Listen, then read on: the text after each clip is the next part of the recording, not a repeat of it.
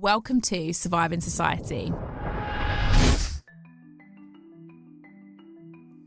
Good evening, good afternoon, good day. It's me, Adders, in the studio, the long-suffering executive producer of Surviving Society Productions. We've had some amazing guests on this year. We've had some fabulous series, and we had some very strong stories. I would like to say thank you to everyone that took part, and here are some of my favourite clips from this year.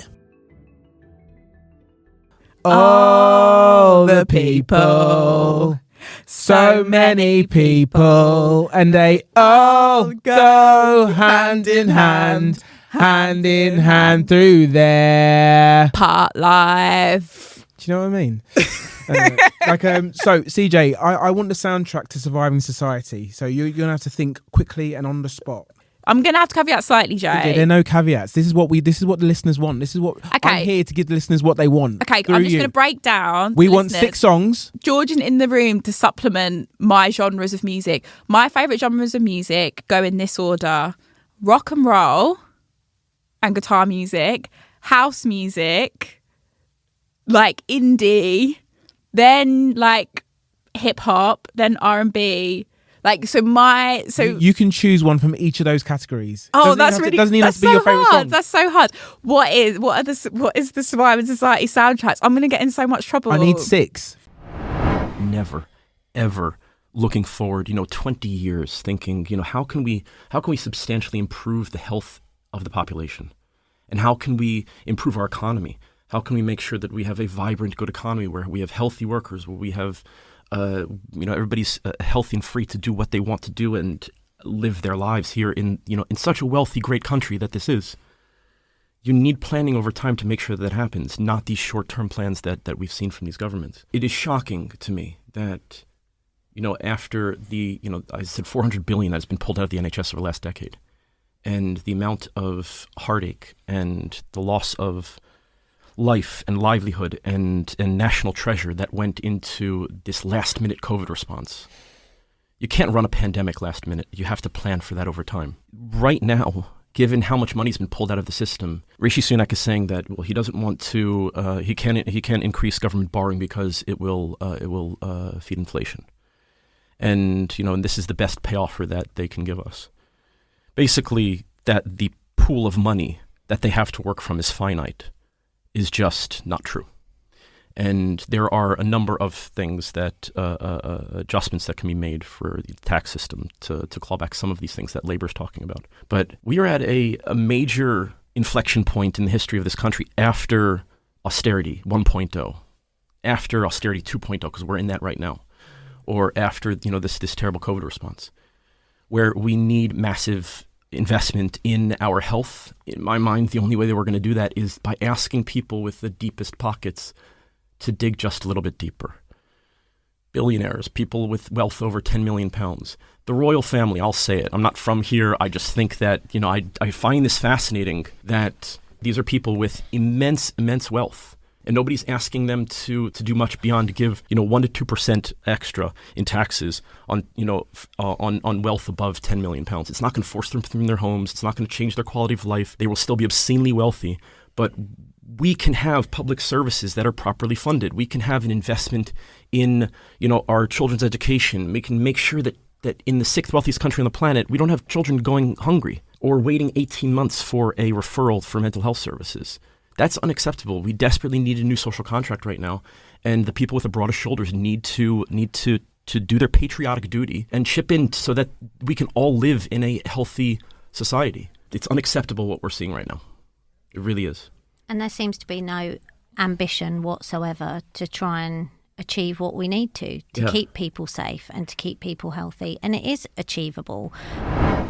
Suella Braverman and Preeti Patel, who are essentially, one could say, working against, this is quite a controversial concept, potentially working against the interests of those within their own ethnic or ethno-racial communities, but also sort of not understanding how these policies are harmful for women of colour as well.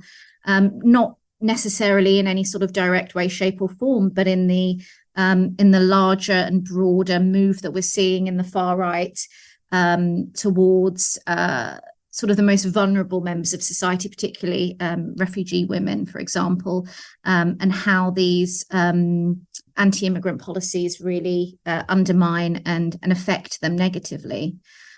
So it was within this sort of theoretical context around post-racial gatekeeping that we sort of sought to understand in this paper how the politics and the policies of conservative ethnic minority politicians work. In the paper, we give a few examples of how this happened in practice. I was thinking specifically around some of the comments that Kemi Badenoch and Preeti Patel, for example, have made around Black Lives Matter, around the teaching of diversity and equality in schools, for example, more notably in sort of the policy and legislation area, the illegal migration bill, so things that we have touched on a little bit already.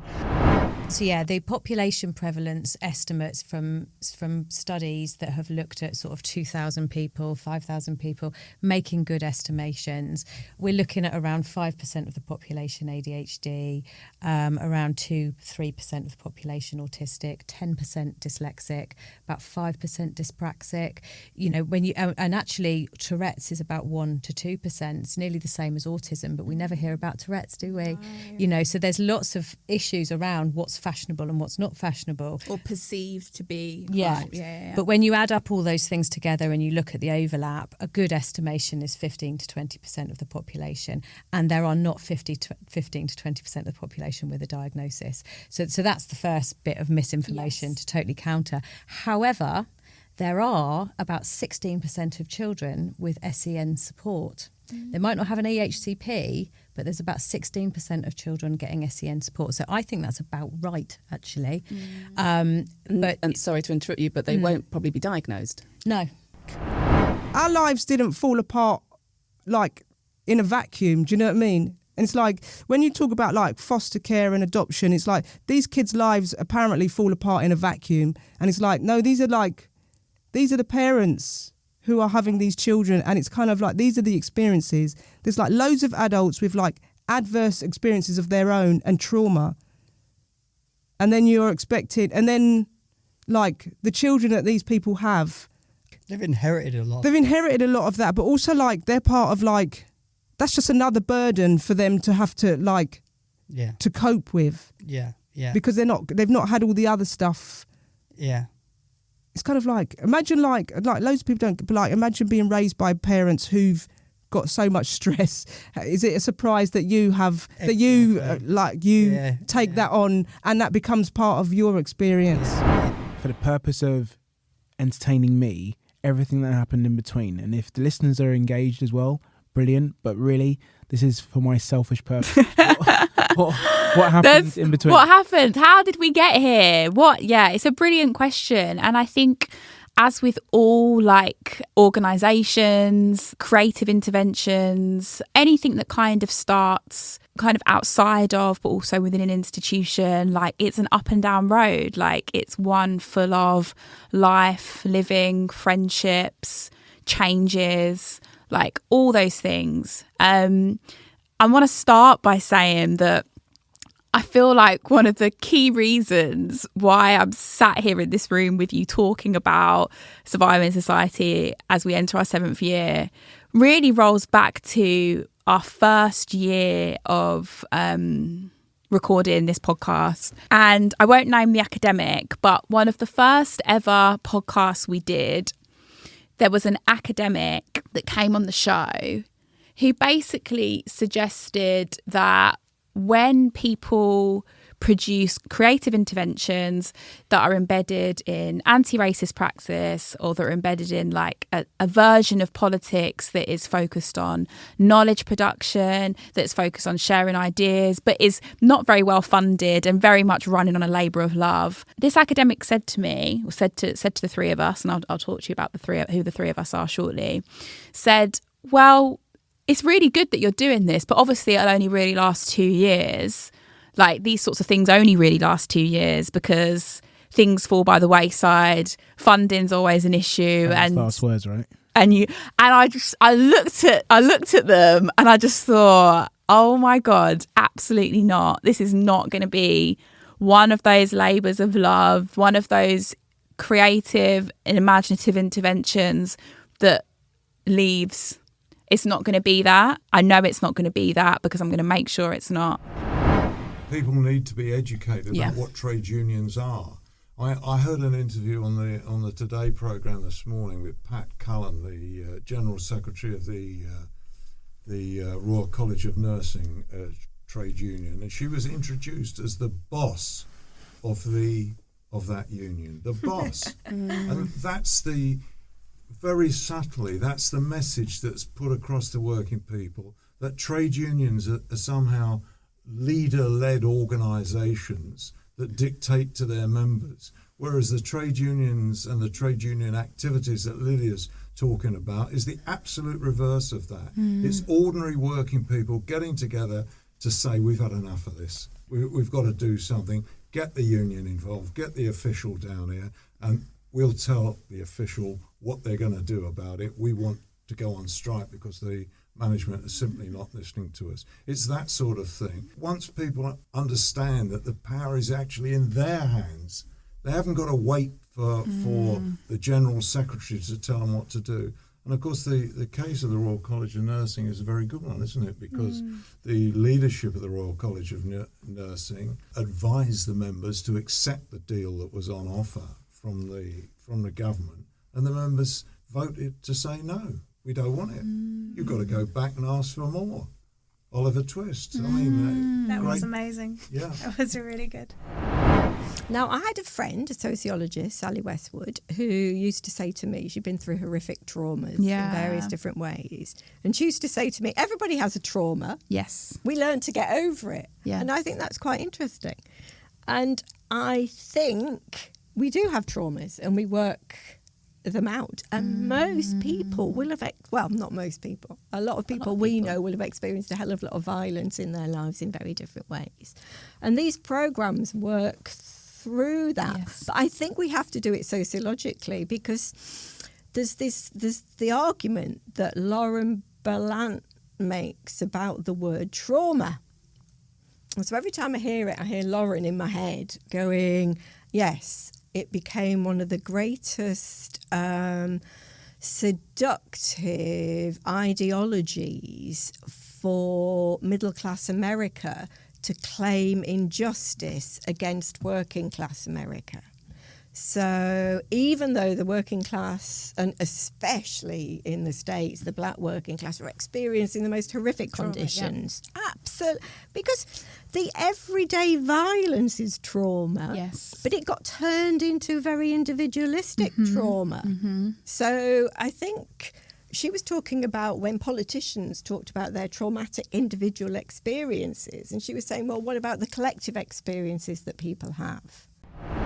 One of the most lovely things I've seen recently was at the Black Leaders in Excellence in Neurodiversity group, where a woman had got up to share her story of being a dyslexic woman with immigrant parents, and how that intersection where so much pressure had been put on her to succeed, but where her dyslexia had caused her so much difficulty in succeeding. And she really expressed how traumatic that had been for her. And when she finished talking, the whole room just had this kind of, on fire moment, just really hearing the power of those words. And then one of the leaders of that group came in and said, and just noticing that everybody's at their own stage of healing, and that we all have our own place in relationship to our parents and the stories and the intergenerational stories we're telling. And just really thank you for sharing your truth to this lady. And just that level of group facilitation, you just don't, it was magical. I must warn listeners that what I'm about to describe is a disturbing account of that night.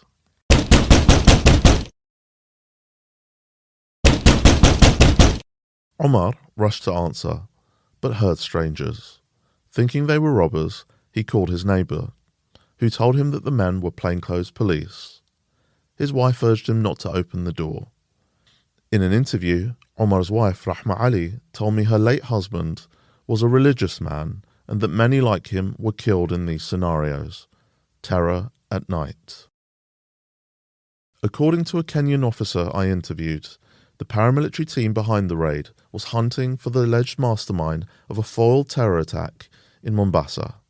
They were instructed to eliminate him. However, the officers messed up.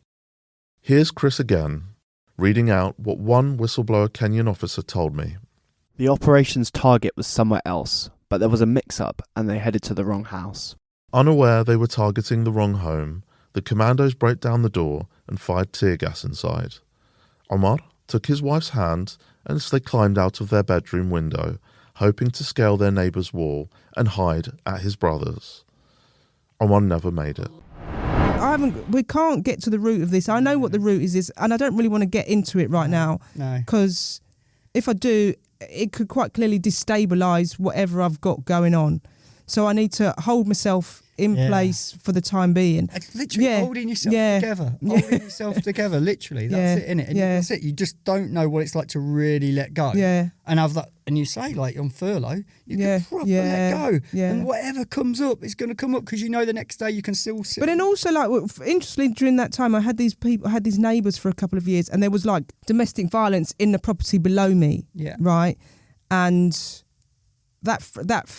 I realised, so like for years I was kind of like, I'm fine. Whatever's happened to me as a kid, I'm kind of fine. I have these moments, but you know what? Mostly I can deal with myself. Yeah. I can deal with who I am. I know how to behave myself now. And the older I've got, I've slightly got less angry, and that's for lots of different reasons. But then for 2 years, I had this family, and it was, to be honest, quite triggering. Like I did, and to the point where it's just. It's kind of, they've gone and I've got new neighbours and it's fine, but I am slightly, I'm triggered by noise. Yeah, I'm sensitive to noise. I'm like really sensitive to noise, and if I can't work out what it is, and if I can hear distress, which I think most people, if they hear distress, it's a bit like, but actually I found it quite like, in a sense that I had to leave my property. Yeah. And it's just like, this I can't quite cope with, and it's kind of what I had to do to like deal with that. I had to I had to call the police, right? And I didn't want to call the police because I was thinking I don't want to get the police involved. To me, like, domestic violence is domestic violence, and I couldn't quite work out who was instigating whatever, but there were children in the property, and I was just like, this is not right for like young children to be in this home like with this going on. So I was like, there was a time when there was a couple of occasions where I had to call the police, and I was like, I don't want to call the police because I don't think the police. Sometimes you don't want the police for something, but we don't have anything. We don't have another service or whatever in that moment. So, but it's like, but somebody needs to know because there's children in the property, and these adults are not. They're not. There's loads of stuff going on, and they're not really possibly thinking in the same way that I'm thinking. It's really difficult. I mean, like with the particular person in my family, if the police had come, that person would probably ended up being put away. Yeah. And then I always wonder what would have happened to me. Yeah. If that person had got put away. Also, one thing I think I can say about myself with that particular situation, I always knew that the person who did what they did, it wasn't really their fault as such. I knew that there was stuff going on that had happened to them. Yeah.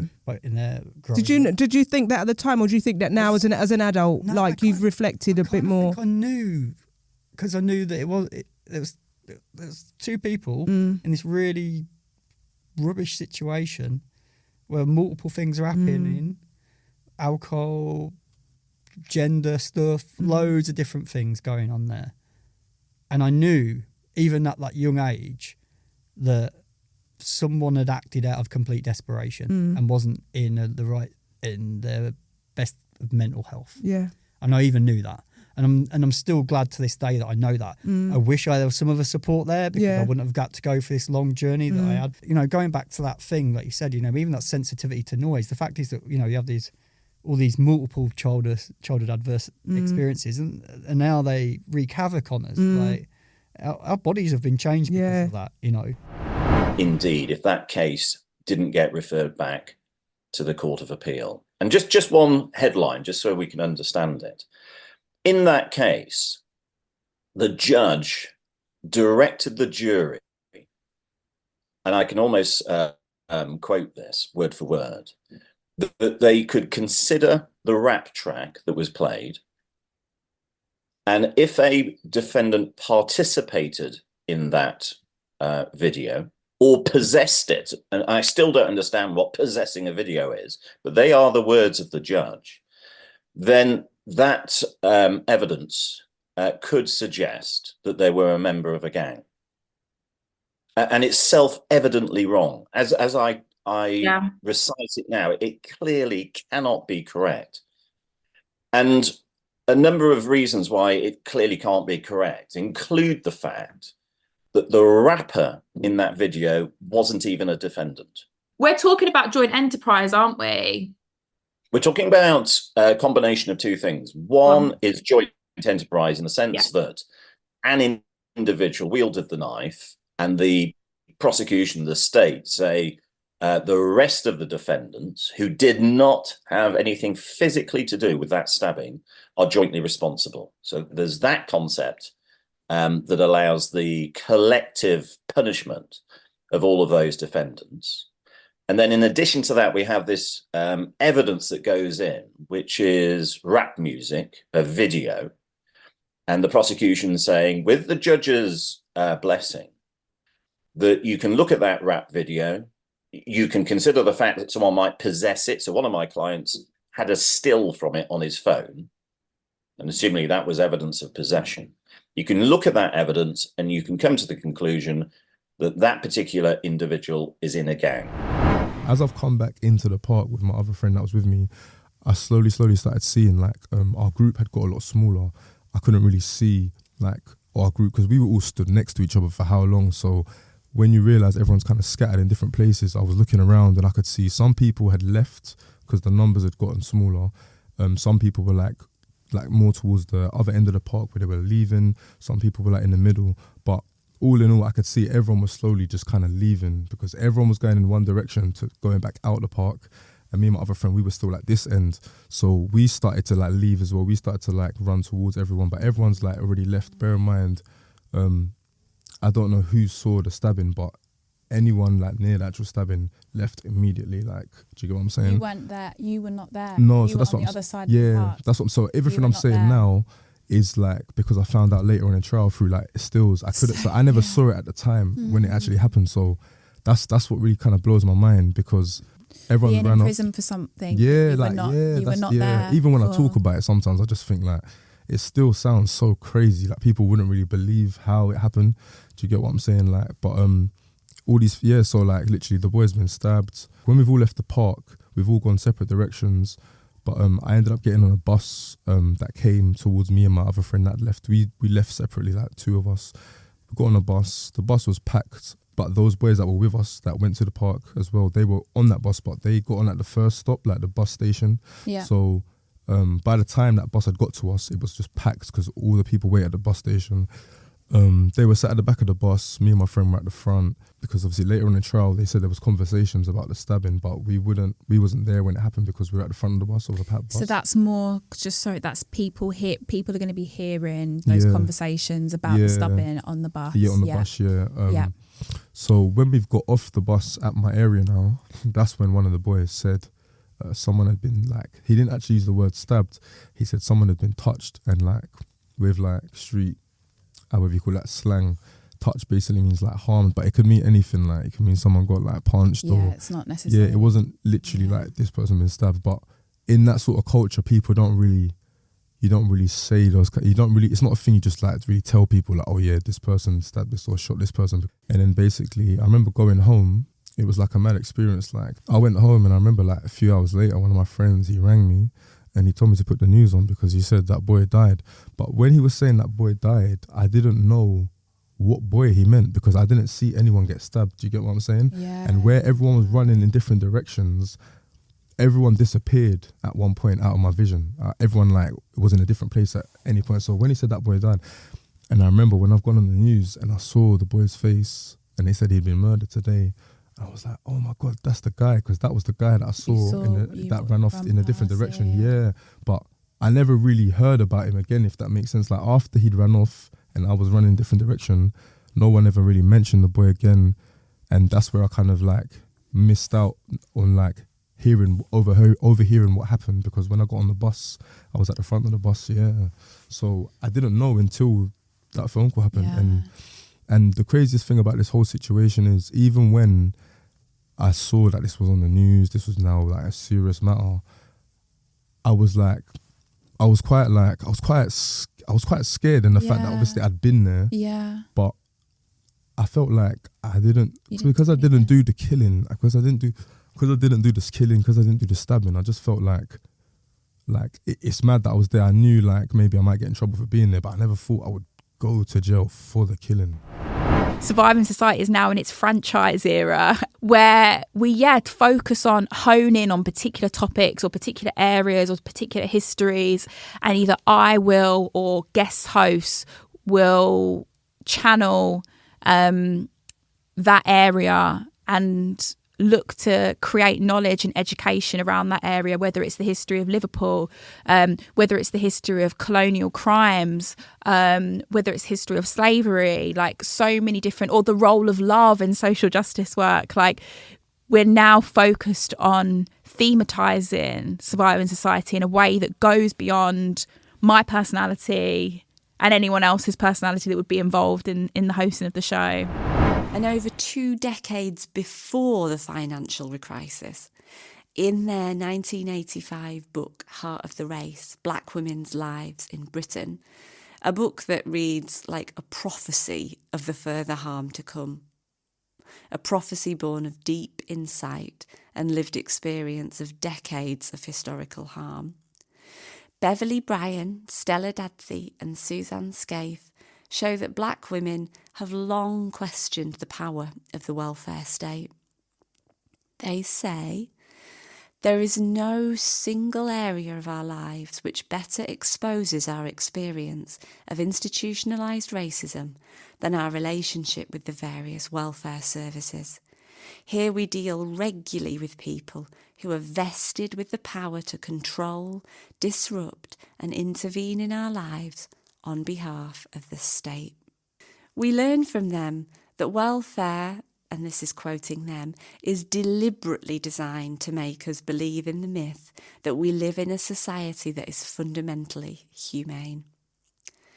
They also teach us that black feminist activism can't be confined to campaigns against cuts. If we only mobilise around cuts to welfare services, we might overlook how harmful those services can also be. Many of us know that our lives can be saved by something that also harms us. Yet, here too is tension. I hold my breath as I point out problems with a welfare system that the government is already destroying. Heart of the Race also shows us how European colonialism was integral to the development of the welfare state, from the extraction of resources used to fund the welfare state to the building and staffing of the NHS by people from independent former British colonies.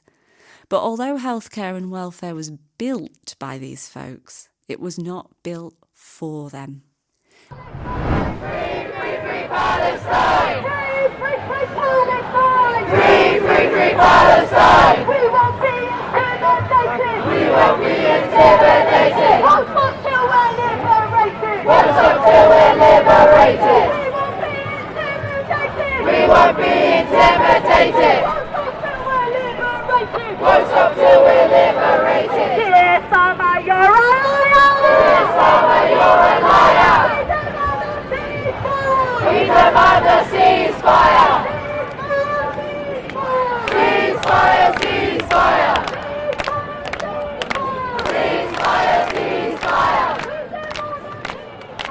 We demand a ceasefire! We won't be intimidated! Thank you for listening to Surviving Society. To support our work, you can rate, review and subscribe. To host or produce a series of Surviving Society, get in touch with us via Twitter or Instagram.